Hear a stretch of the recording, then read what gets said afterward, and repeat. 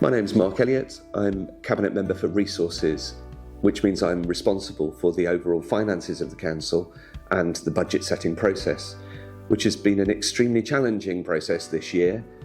Residents of Bath and North East Somerset will be aware that councils across the country have struggled to set balanced budgets.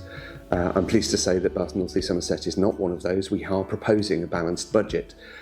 It costs about £300 million a year to run the council.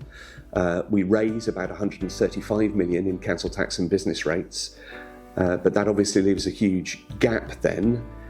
We raise another £110 million from charging for things like the properties that we own, the Roman baths, parking, and the remainder comes from central grants from government, which have reduced massively over the last 10 years. In 2013, we had a £31 million general grant from the central government. This year, that's £800,000. So obviously our room to manoeuvre there has gone down dramatically. On top of that, residents will be aware of the cost of living crisis hitting their own pockets, and that's equally as true with the council. There is a cost of living crisis for the council, with things like energy costs going up massively.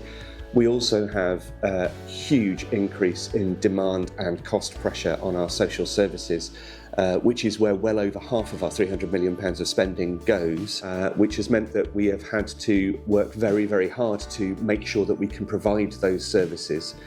But we have set a balanced budget, and I'm very pleased to be able to propose that balanced budget, which protects services for the residents of Bath and North East Somerset.